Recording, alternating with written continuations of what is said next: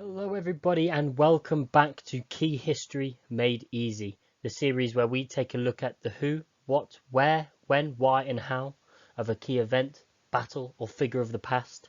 In my latest video on my channel we took a look at the Battle of the Somme 1916, but in today's video we are jumping ahead just a few years, to be specific the 7th of December 1941 and the infamous attack on Pearl Harbor. Now, before we get into the meat of the video and what really happened at the attack, here are some more numbers that really capture the magnitude and the scale of the attack itself. 30 Japanese ships sailed in their armada, 6 of which were large-deck aircraft carriers, carrying a total of around 408 aeroplanes and 16,000 men. This armada had to sail for 4,000 miles in just 12 days. By the time they left Pearl Harbor, they left 328 American planes destroyed or damaged and 19 US ships critically damaged or destroyed. 2,403 American soldiers lay dead. And during this period, Japan was attacking a country that had 10 times its economic power. Okay then, so now here's some background information that will help us to understand what led the Japanese to even consider an attack on the US by 1941. In 1905, the Japanese had defeated the Russians after 18 months of fighting, and by doing this, announced their arrival on the world stage as a military power. During World War I, Japan chose to align themselves with the Allies in an effort to hold Germany out of China. Because of this, Japan is offered a seat at the Paris Peace Conference. As part of the negotiations, the Japanese request that Japanese citizens may be given easier travel to Western-owned countries such as Australia and the United States. This is rejected by the Western Allies. This makes Japan resentful and starts a long-lasting hatred for the US and the Western Allies themselves. But before 1930, Japan had been taking steps to become a democracy in the hope that this would more closely align them with the Western Allies and build stronger relations. The 1929 stock market collapse in the US sent shockwaves reverberating around the world, and countries such as Japan suffered as a result. The huge American market for their silk has just been slammed shut. In the early stages of the 1930s, the fledgling Japanese democracy begins to crumble. Ultra-nationalist Army General Hideki Tojo rises to prominence in the wake of a failed democracy. By 1931, Japan now moved troops into Chinese Manchuria due to the area being rich in coal and iron, crucial to the growing demands of resources of the war effort. The Western powers warned Japanese to retreat and move back out of Manchuria, condemning any more territorial expansions that Japan might be planning. To Japan, this really is the final straw. Western empires have carved up Asia all around them, but now Japan was to be told what it could and could not do. Tojo believed that too much of Asia was already in the hands of the Western powers and sought to create a powerful Asian empire in Asia for Asian peoples. By 1937, Japan is now on a warpath through China, subjecting the peasant population to inhumane treatment, murder, and many indignities. During this time, Hitler was also moving across wider parts of Europe, which kept the eyes of the West firmly in their own backyard.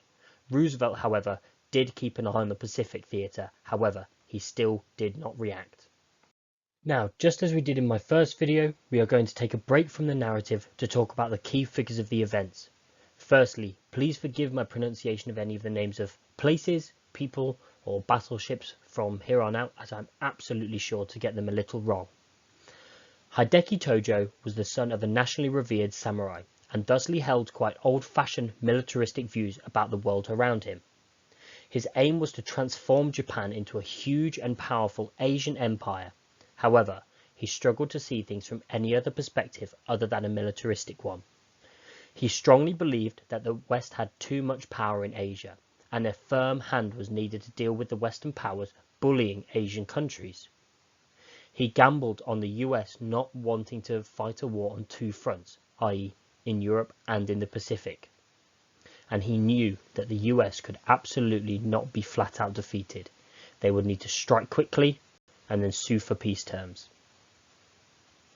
Admiral Isoroku Yamamoto was the absolute #1 man for the Japanese at the attack of Pearl Harbor.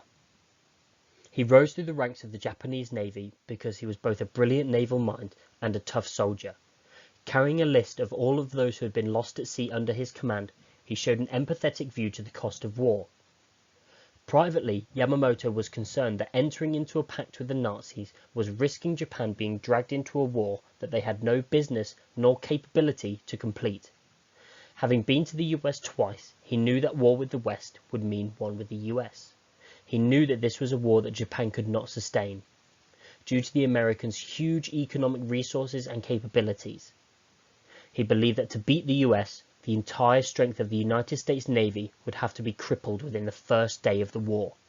Quote, "Should hostilities once break out between Japan and the United States, it is not enough that we take Guam and the Philippines, nor even Hawaii and San Francisco.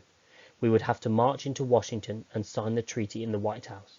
I wonder if our politicians, who speak so lightly of a Japanese-American war, have confidence as to the outcome and are prepared to make the necessary sacrifices."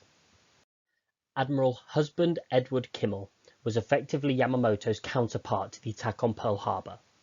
He was a quintessential naval officer during the 1930s who was passionately liked by both his subordinate and superior officers. He had a very particular way of doing things and thusly imposed this on his running of Pearl Harbor. He knew that war was inevitable, but was unsure when or where it would happen. So he began to prepare the ships for a naval battle out at sea and not ready to defend the base. This responsibility fell to General Short. Kimmel was very much in an old-fashioned mindset that great naval battles would be won and lost by the flagship destroyers out at sea, and at the time failed to see the colossal importance of aircraft carriers. However, we must ask ourselves, was Kimmel naive? Did he believe in the American superiority, and with this not credit enough to his future enemy? Or did he hold the belief of the time that the Japanese were simply an inferior people and would be unable to challenge the might of such a military power as the US? By 1940, the US was doing everything it could to turn the tide of the war in Europe without joining itself. Roosevelt began sending everything that he could to the European war effort in the form of jeeps, ammunition, guns and supplies to maintain the Western war, and effectively buy the US more time in making its decision. When Roosevelt moves the US Navy to Hawaii for training, this reverberates within the Pacific theater. Japan see this as a direct challenge to their authority among their newly captured territories and to the Japanese mainland. The commanding admiral at the time, Admiral Richardson, believes this was a bluff that the US simply could not back up. The US believed Pearl Harbor to be impregnable, being so far away from any other land masses, reducing the likelihood of air raids, and large shallow bays in which torpedoes would be completely ineffective. To the troops stationed there, Pearl Harbor was a holiday camp, with clubs and dancing and ample time for leisure. It also contained several airstrips, fuel depots and docking facilities, and had all the capabilities to be a self-sustaining military base. When Kimmel becomes the commanding officer, this changes, and the base and the ships are now being prepared for war. During the build-up to Pearl Harbor, Roosevelt is very aware that re-election is right around the corner. The American people are not concerned with another war in Europe, and sending American men to die in another war would have been a very unpopular decision. On the 5th of November 1940, Roosevelt was elected to an unprecedented third term with the promise of maintaining American neutrality as far as foreign wars were concerned. Japan striking first at Pearl Harbor made American decision-making to enter the war incredibly easy. The American people rallied around Roosevelt and the war effort, and Churchill and Stalin were relieved as America can now bring its full might and industrial power to their war effort. Now, going on to the weeks and days building up to the attack itself. For the Japanese fleet to reach Pearl Harbor, they would have to sail for 12 days flat out across the Pacific Ocean, refueling at sea and remaining undetected all the way there. Yamamoto gave himself a 50-50 chance of pulling this off, but as a gambling man, these odds seemed good enough. Yamamoto's armada was the largest grouping of naval air power ever seen, using all 6 of Japan's aircraft carriers. Now, forgive me for my pronunciation of these, but I'm going to have a go. The Agagi, the Hiryu, the Kaga, the Seikaku, the Soryu, and the Zukaku were all brought along. Just as the Japanese fleet are setting sail, the US break the Japanese communication code and discover that an attack is imminent. 10 days before the attack, the US send out an alert to all military forces in the Pacific. Quote, "This dispatch is considered a war warning." While Kimmel was busy readying the ships and the sailors for war, readying the base for defense against attack fell to one General Short. General Short strongly believed that the attack would come from the large Japanese-descended population of Oahu. He also thought that such people were spying on the movements of the American Navy. While many thought this was just paranoia, Short was right. Takeo Yoshikawa had been living on the island for 8 months and spying on the Navy for the Japanese. Because of all this paranoia, Short made the fatal decision to have all the US aircraft parked out on the runways wing to wing, so that they could be guarded from sabotage attacks, but making them sitting ducks for air raids. He also had all anti-aircraft ammunitions locked away to avoid further sabotage, delaying the defensive action later taken immeasurably. By December 6, 1941, the Japanese fleet is now just 200 miles away from Oahu and still remains undetected. That night, the American Secretary of the Navy, Frank Knox, held a dinner party in Washington, D.C. and invited some of the press along. He delivers the following speech, reassuring the press and the American people that the US and its armed forces are ready. Quote, "Ladies and gentlemen, I don't know what's going to happen. None of us do. But I can tell you this with great certainty, that whatever may happen, we will not be surprised. The American Navy is ready." The attack itself came on the 7th of December, 1941. At 6:45 a.m., the USS Ward sinks a Japanese midget sub just outside of the entrance to Pearl Harbor. 5 minutes later, Japan invades Malay, and the UK retreats back to Singapore. At 7:02 a.m., 2 privates manning the radar system see a large blob of planes approaching. The privates were manning the radar system for practice, and when they reported the huge blob, they were told that they must have been Navy or Army planes training. But what they had really seen were the first waves of enemy planes approaching the harbour. However, as I said, before any planes have even arrived, a Japanese sub has been spotted and destroyed by a US ship just outside of the entrance. Kimmel has already missed his opportunity to react, and America end up firing the first shot in the Pacific War, something they were so desperately trying to avoid. At 7:30 a.m., a Japanese sub sinks a US merchant ship 1,000 miles northeast of Hawaii. At 7:55 a.m., the first planes arrive at Oahu and are greeted by a sitting duck for a target. Aircraft are spread out wing to wing on the runways, and sailors and soldiers doing nothing, even as the aircraft pass overhead, assuming that it is just another training exercise. The Japanese attack Wheeler Airfield first, to try and reduce the likelihood of fighter resistance. Anti-aircraft ammo is locked away from possible saboteurs, so keys had to be found and sometimes pulled off dead men before weapons could even be loaded to fight back, rendering many of the American soldiers nothing more than spectators to the carnage. After the airfields, the Japanese now targeted Battleship Row. The Japanese then deployed their new type of torpedo, one that could be dropped and not dive so deeply, and thusly perfect for the use of the shallow water of Pearl Harbor. The first attack wave contained 49 level bombers, 51 dive bombers, 40 torpedo bombers, all escorted by 43 fighters. At 8 a.m, the USS Oklahoma was hit by 3 torpedoes, and 1 minute later, the USS Utah is also struck by 2. The USS Helena and West Virginia are also hit. At 8:04 a.m, the Japanese land their most devastating blow of the attack. A bomb strikes the forward magazine of the USS Arizona, with a blast so powerful it causes the entire ship to lift almost 20 feet out of the water and then break in two. The blast kills more than 1,100 US servicemen and is so powerful it extinguishes a fire on the ship alongside. At 8:10 a.m, the Utah capsizes, taking 64 souls down with her. The USS Nevada is also hit, but managed to shoot down the plane that struck her. The USS West Virginia is now half submerged. When she came in for repair, men were found to have survived in air pockets aboard the ship for 17 days. At 8:19 a.m, the Arizona sinks, taking 1,177 men of her 1,512 crew down with her. Only a bridgehead and masthead remains above the water. Admiral Kimmel can now only stand and watch from his front lawn. Aboard the West Virginia, a cook is shown how to load an anti-aircraft machine gun. He then proceeds to fire all of his ammunition and was subsequently given the Navy Cross for his bravery, being the first African American to ever receive one. At 8:30 AM, the first attack wave is over. At the same time, Japan also initiate an invasion of Thailand, which falls within a few hours. At 8:50 AM, the Japanese ambassador presents the US with a message breaking off negotiations. This message should have arrived an hour before the attack. Just before this, Roosevelt is also informed by Kimmel, quote, "Air raid on Pearl Harbor. This is not a drill." At 9 AM American time, Churchill hears of the attack, quote, "We shall declare war on Japan." During the same time, the second attack wave begins, containing 54 level bombers, 78 dive bombers, and escorted by 35 fighters. At 9:30 AM, Churchill calls Roosevelt, quote, "Mr. President, what's this about Japan?" "It's quite true, we are in the same boat now."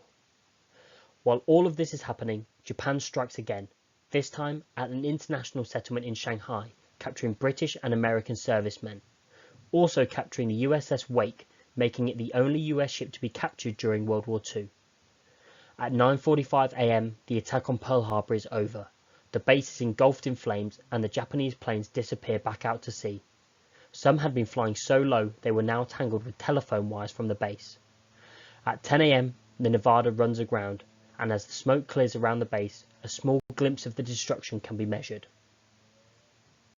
By 11 AM, the Army hospital has now begun to overflow. Those not critically injured are helping those far worse off than themselves. At 3:30, a full measure of the attack can now be taken. 19 US ships have been critically damaged or sunk, along with 183 planes destroyed and a further 159 damaged. A total of 2,403 Americans have died. Japan have made the perfect attack. Possibly one of the most daring maneuvers of the war has just been pulled off, and the US fleet now lies in ruins at Pearl Harbor.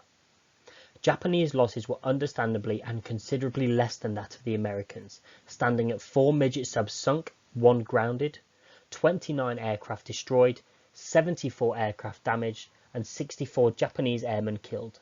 It is clear to see why this is the most dramatic opening to any of the conflicts during the war. The attack on Pearl Harbor started a period of change and reaction in the US and in Europe. On the 8th of December, America declared war on Japan. The 11th, America declares war on Germany, and Germany replies with their own issue of war against the United States. By mid-December, Roosevelt begins planning the bombing of Tokyo, and by March 1942, half of the ships destroyed at Pearl Harbor are back in service. Eventually, all but 3 would be fully repaired. After Pearl Harbor, the consequences are also imperative to its narrative. With no American fleet in the Pacific, Japan can now unleash a number of devastating lightning strikes across Asia in a glorified land grab, while the US are not there to check their action. Within the weeks that followed Pearl Harbor, the Japanese military invade and capture thousands of miles of territory, dwarfing the German blitzkrieg in Europe. All of this came from a boldness gained through the attack on the Americans that so many thought were impossible. Now the Japanese were riding the wave of their own success, but we know that it was to be short-lived.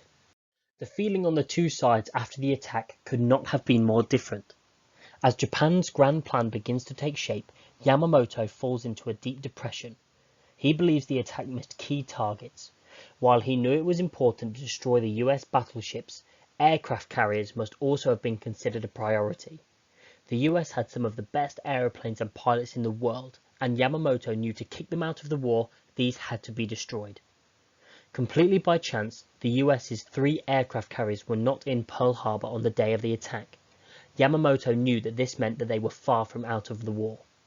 The American people reacted exactly to the opposite of what the Japanese had believed would happen. They rallied to the war effort after hearing what had happened to their boys at Pearl Harbor. The attack really acted as Japan kicking a hornet's nest. The people of America now had a common enemy, and Roosevelt had a very easy and very popular way into the war. The war effort in the US went from huge to gargantuan. Okay then, so we have discussed the who, what, where, when, why and how of Pearl Harbor. I hope this video gave you the answers to any questions you might have had. If you did enjoy the video, please consider liking and subscribing for more content like this. Suggestions, questions or concerns, please leave a comment. Thank you very much for watching. This has been Key History Made Easy, Pearl Harbor.